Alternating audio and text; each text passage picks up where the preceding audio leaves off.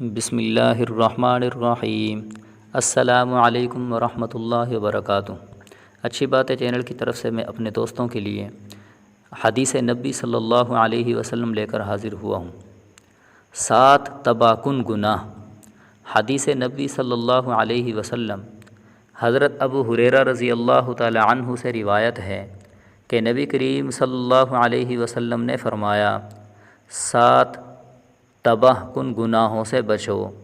لوگوں نے پوچھا وہ کون سے گناہ ہیں؟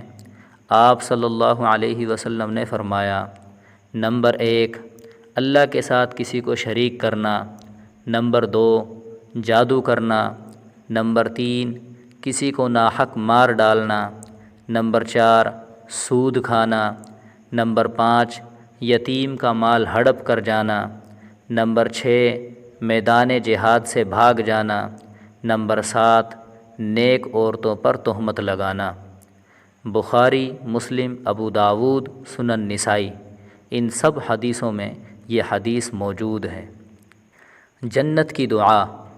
فرمان مصطفیٰ صلی اللہ علیہ وسلم جس نے 3 مرتبہ اللہ عز و جل سے جنت کا سوال کیا تو جنت دعا کرتی ہے کہ یا اللہ عز و جل اس کو جنت میں داخل کر دیں، اور جس شخص نے 3 مرتبہ دوزخ سے پناہ مانگی تو دوزخ دعا کرتی ہے کہ یا اللہ عز و جل اس کو دوزخ سے پناہ میں رکھ۔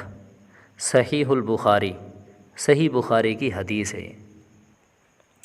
فرمان مصطفیٰ صلی اللہ علیہ وسلم تم میں سے ہر ایک جب تک وہ اپنی جگہ پر ہی رہے، جس جگہ اس نے نماز ادا کی، اور وہ نہ کلام کرے اور نہ اپنی جگہ سے کھڑا ہو، تو اللہ تعالیٰ کے فرشتے اس کے لیے دعا کرتے ہیں اے اللہ اس کو بخش دے، اے اللہ اس پر رحم فرما۔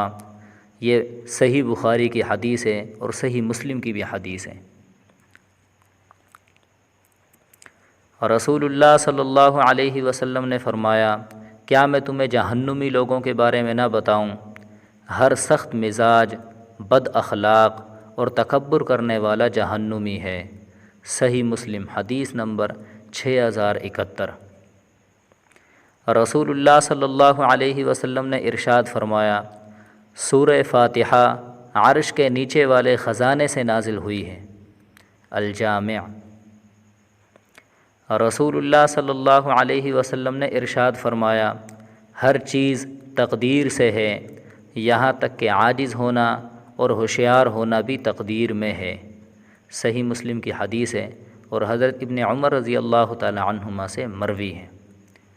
تو جن بھائیوں کی ویڈیو اچھی لگی ہو تو ویڈیو کو لائک کریں اور دوسروں کو شیئر کریں۔ جزاکم اللہ۔